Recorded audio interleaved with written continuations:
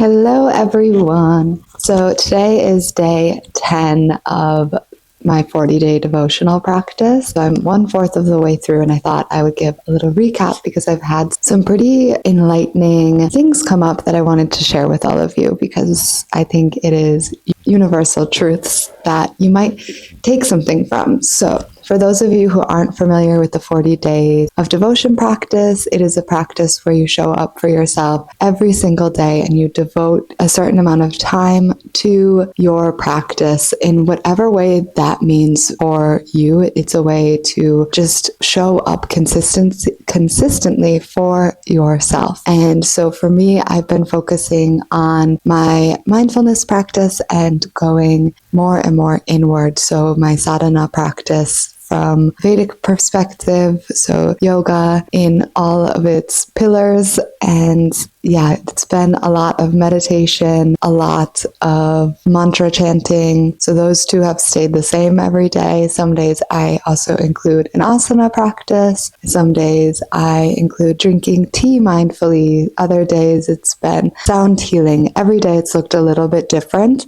but every day I have shown up for myself, and that has been just such a rewarding practice to show up for yourself.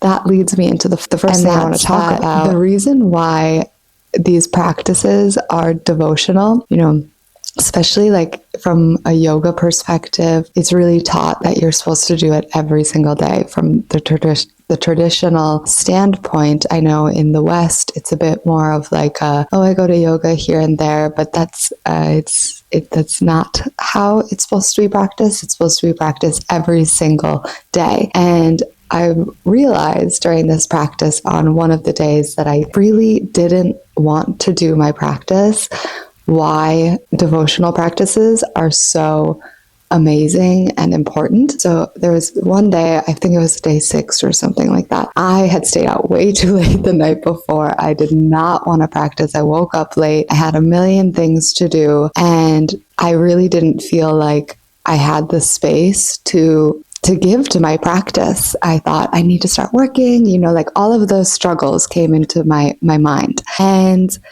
I remembered I'm doing this devotional practice, and I was like, okay, skipping is not an option. So I sat down to do my practice, and I did, I think, sound healing that day. I did some asana to just release some tension from my body, and I sat down to meditate. I ended up having one of the best meditations, not only since I started this practice, but in a very long time. I was very empty, as they would say. So anyone who's not really familiar with meditation and emptiness, it means that you get to a place where your mind isn't constantly pulling you into spirals, but you're focused on whatever object you decide for your meditation for longer periods of time than you normally would, because of course your mind eventually gets pulled somewhere from, internal or external stimulus. But this meditation I was so empty, I was so clear, and I was so in my meditation, and it was beautiful.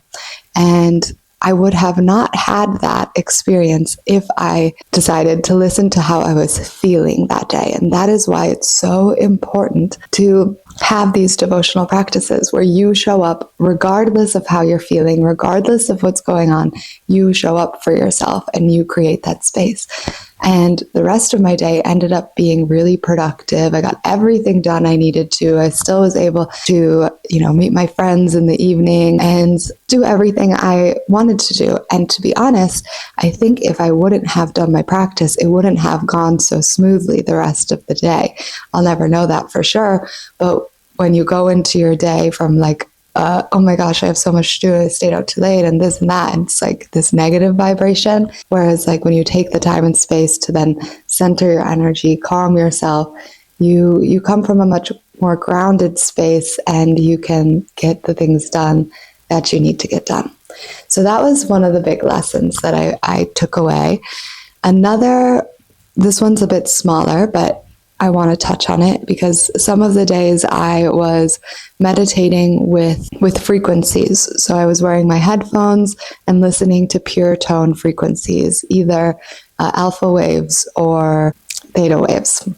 And both alpha and theta have their own benefits. And I just wanted to meditate with those two waves to see if it improved my meditation at all or what I noticed, any differences, because I recently met someone who is working in this field and really like inspired me about how it can improve your, not only like your meditation practice, but like manifestations and like getting yourself into the vibration to attract things into your life and creating your reality. So all things I'm very interested in. So I really, especially the days where my journaling was more focused on visualization and,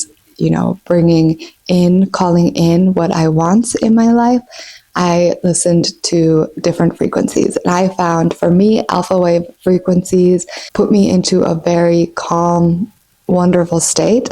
Theta waves brought up a bit of more like overwhelm in me. And when I talked to my friend, he said to just keep going with that and see what comes up, because this overwhelm is maybe something hidden underneath. So I'm still looking into that. But sometimes, and what I want to say about this is just sometimes it's nice to stay open and experiment and get curious about these different modalities and different ideas and just see how they affect you. Like really become like this scientist of your own experience and see what works for you and what doesn't. I did another experiment during these 10 days, and that was practicing in the evening instead of the morning. And I absolutely did not like it. I just didn't feel as grounded throughout my day.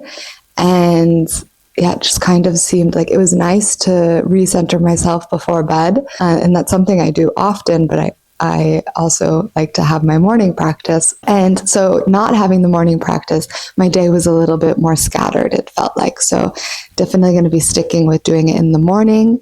And so that. And then another thing that I wanted to share is a big one, and I'll probably make a video on this all on its own, because this one was a very big revelation, or at least it felt like a big revelation to me. Maybe you're like, okay, duh. For me, it was pretty eye-opening.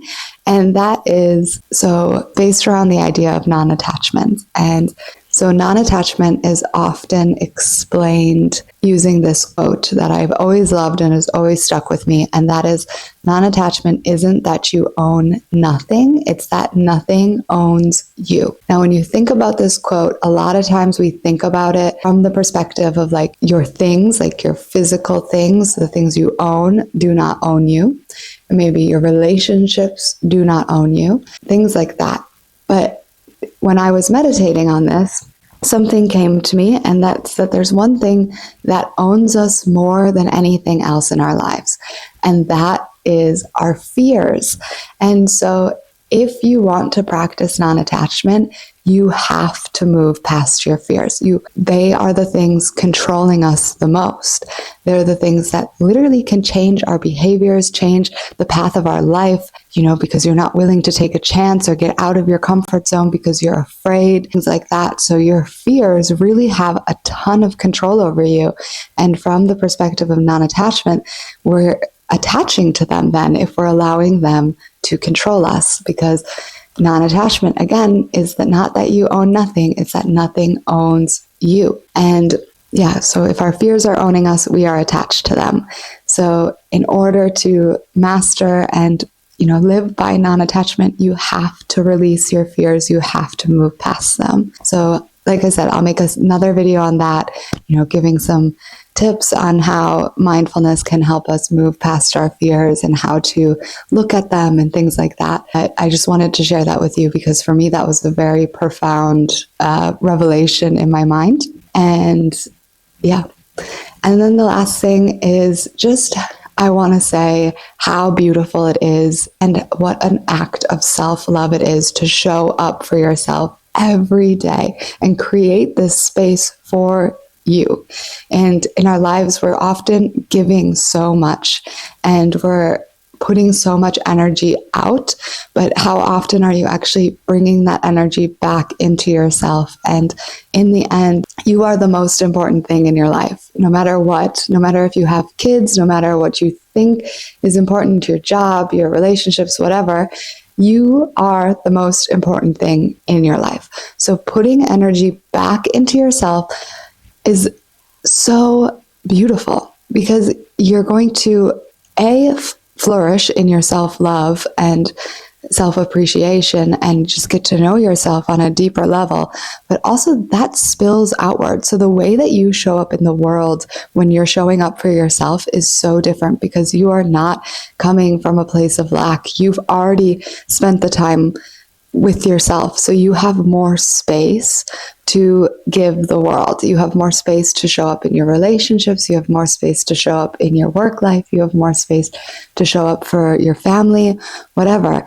You show up from a place of wholeness, and you have more to give. So that is so beautiful. And it's such an act of self-love that then goes out into the world and becomes love that you can give to other people.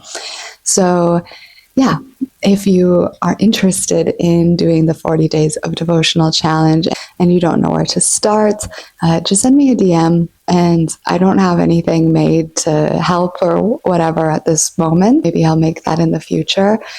But I would be happy to give you more information on what I do, give you some ideas on different practices that you can do every morning, and just help you in any way I can, because I've seen after only 10 days, this has been so beautiful. And I have to say, I have a pretty consistent practice in my normal life outside of this 40 days of devotion, but there's something about sharing it every day too that is holding me accountable. Like I said, there was a day I wanted to skip, and I probably would have skipped if I wasn't doing this.